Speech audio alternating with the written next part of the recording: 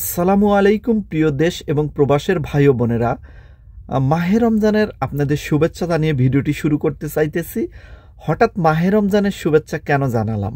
কারণ এই ভিডিওতে পবিত্র মাহে রমজানের যে বর্তমান ডক্টর ইউনূস সরকারের যে বাজার ব্যবস্থা, মানে নিত্য প্রয়োজনীয় জিনিসের যে দাম এবং গত রমজানের যে নিত্য প্রয়োজনীয় জিনিসের দাম, সেটার সাথে আমি তুলনা করতে চাচ্ছি। আসলে কি আগের চাইতে কম নাকি বেশি, না কীরকম চলতেছে, এটা অবশ্যই আপনারা কমেন্ট সেকশনে জানাবেন। আর আমি এখানে বলতে চাচ্ছি, অনেকেই বলতেছেন যে আগেই তো ভালো ছিলাম, মানে আফসোস লিগ আর কি, আগেই তো ভালো ছিলাম। আপনারা নিজেরাই বলুন যে আগের রমজানের তুলনায় এই রমজানের জিনিসপত্র দাম আসলে কম নাকি বেশি, না কেমন, নাকি আগের মতোই আছে। একটা বিষয় আগে বুঝি যে বর্তমান যে রোজা চলতেছে, এই 2025 সালে যদি মানে আওয়ামী লীগ সরকার থাকতো তাহলে জিনিসপাতির দাম কেমন হইতো। একটা উদাহরণ দিতে চাচ্ছি, সেটা হলো 2023 সালের যে রোজা চলে গেছে, মাহে রমজান যে চলে গেছে, 2024 সালের মাহে রমজান যে এসেছে, এর ভিতরে আপনারা দেখবেন চাল ডাল নিত্য প্রয়োজনীয় যে জিনিসপাতির দাম, এটা কতটুকু কম বেশি হয়েছে। দেখবেন কি 2023 সালের যে জরিপে ছিল, চালের দাম ছিল 46 টাকা কেজি, 48 টাকা কেজি। সেই চালের দাম 2024 সালে এসে কিন্তু 55 টাকা কেজি, 58 টাকা কেজি পর্যন্ত হয়ে গেছিল। তো দেখা যাচ্ছে দাম কিন্তু অনেকটাই বেড়েছে। কিন্তু 2024 সালের তুলনায় এখন কি দাম কি সেরকম বেড়েছে? কেজিতে কি 5-7 টাকা 10 টাকা বেড়েছে? কিন্তু না, কিন্তু সেরকম বাড়েনি। কিন্তু আওয়ামী লীগ সরকার যখন চলে গেছে তখন যে দাম ছিল চাইলের, এখনও প্রায় সেই দামই আছে, বাড়লেও 1-2 টাকা হয়তো বাড়তে পারে। যারা কিনছেন তারা অবশ্যই কমেন্ট সেকশনে কমেন্ট করবেন। কিন্তু যদি আওয়ামী লীগ সরকার এখন থাকতো তাহলে আপনাদের চাইলে মিনিমাম 10 টাকা কেজিতে পারতো, মিনিমাম। আপনারা এটা শিওর ধরে রাখেন। গত রমজানে আপনারা তেল যে দামে কিনছেন, এই রমজানে কি তেল, সয়াবিন তেল তার সাথে বেশি দামে কিনতেছেন? না, তার সাথে বেশি দামে কিনতেছেন না।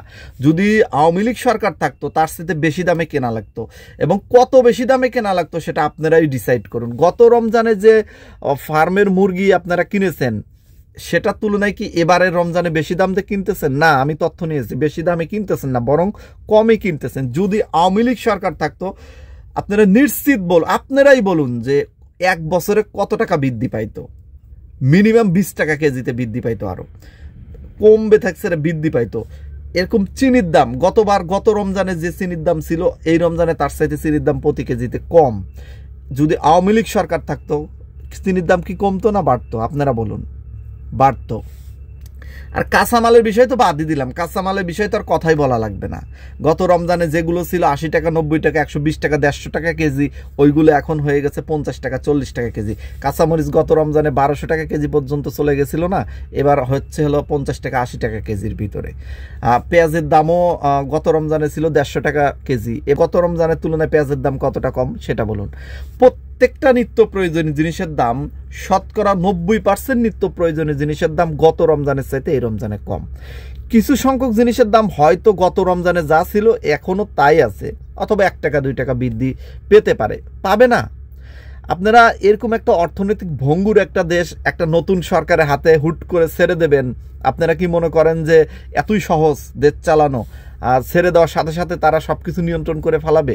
এটা কি সম্ভব? সম্ভব না। যে পরিস্থিতিতে আওয়ামী লীগ সরকার পালিয়ে গেছে, তখন হলো বাংলাদেশের সবচেয়ে অর্থনৈতিকভাবে ক্রাইসিস পরিস্থিতি।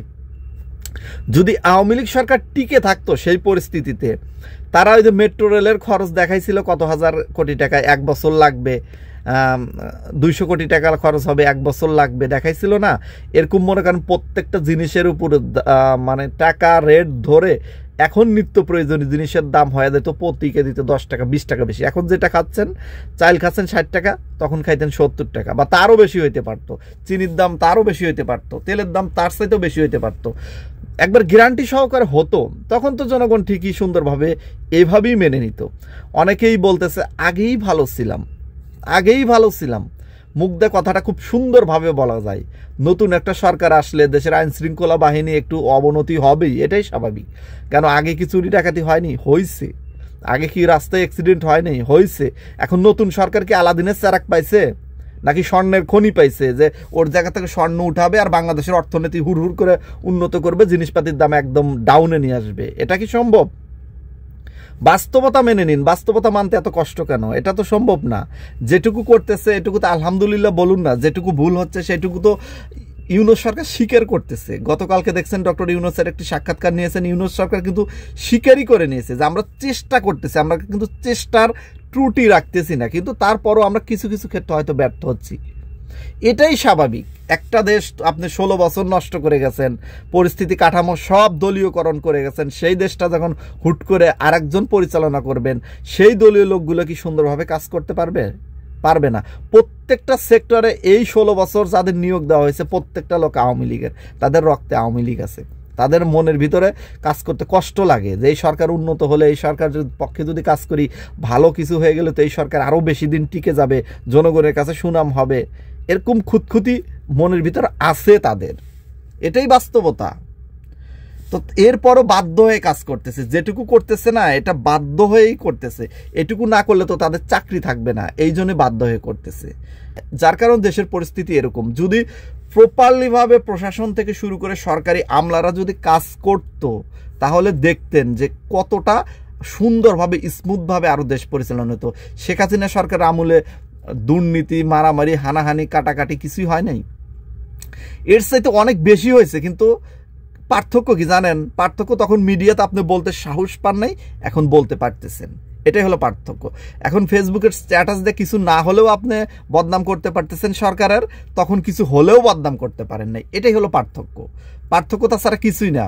এখন মানে সরকারে বদনাম করলেও তো কোনো সমস্যা হয় না, আপনার বাড়িতে তো পুলিশ যায় না, আপনাকে তো গ্রেপ্তার করা হয় না, তখন সরকারে বদনাম করা লাগতো না। আর বারের মতো যে নিজের দেশের স্বার্থে একটু ন্যায্য কথা বলতেন, ইন্ডিয়ার বিরুদ্ধে চলে যেত, দেখতেন আপনার বাড়ি পরের দিন পুলিশ এসে গেছে, আপনারা বাইরে থাকা হতো না, আয়না ঘরে চলে যেতে হতো, অথবা ওই যে আরবারকে যেভাবে হত্যা করা হয়েছে সেভাবেই হত্যা হতে হতো। তাহলে এত সহজে অতীত ভুলে যাবেন না আপনারা। যেটা সত্য সেটা সবসময় মেনে নিতে হবে। বর্তমান পরিস্থিতিতে ডক্টর ইউনূস সরকার যেভাবে দেশ পরিচালনা করতেছে, যেভাবে পরিচালনা করতেছে অনেকটাই ভালোই পরিচালনা করতেছে। আরও একটু ভালো হওয়ার সম্ভাবনা ছিল যদি আমলারা, প্রশাসনরা ঠিক মতো কাজ করত। তবে ধৈর্য ধরেন আর একটু সময় দেন, দেখবেন আর 6টা মাস পরে দেশটা কত সুন্দরভাবে স্মুথভাবে চলে। দুর্নীতি অনেকটাই কমে যাবে, অনেকটা কমতেছে, অনেক জায়গায় দুর্নীতি করতে পারতেছে না।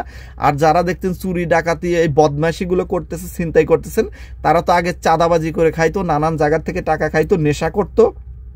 এখন নেশার টাকা পাচ্ছে না, নানান জায়গার থেকে টাকা পয়সা নিতে পারতেছে না, যার কারণে তাদের মাথা নষ্ট হয়ে গেছে। এখন যে জায়গায় যা পাচ্ছে তাই নিচ্ছে, নিজের জীবন বাজি রেখে নিচ্ছে। এরপরেও কিন্তু ডক্টর ইউনূস সরকার চেষ্টা করতেছে সব কিছু দমন করার জন্য। তো ইনশাল্লাহ অল্প কিছুদিনের ভিতরে আশা করি খুবই সুন্দরভাবে দেশ পরিচালনা হবে, এবং যে সমস্যাগুলো আপনারা মনে করতেছেন সাধারণ মানুষ, এই সমস্যাগুলো ইনশাল্লাহ থাকবে না।